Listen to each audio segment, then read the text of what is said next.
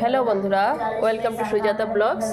তো আমরা এসেছি হনুমান মন্দির, এখানে শ্রীরামপুরে শ্রীরাম মন্দির বলে।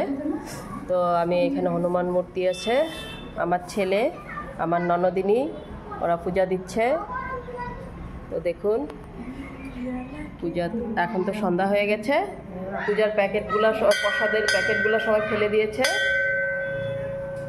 তো পূজা হয়েছে। আমি রাম মন্দির যেহেতু এসেছি, রাম ঠাকুরকেও দেখিয়ে দিচ্ছি। দেখুন রাম, লক্ষ্মণ, সীতা। দেখুন এখানে যজ্ঞ হয়েছে, দেখাচ্ছি আমি। দেখুন যজ্ঞ নিভে গেছে। দেখুন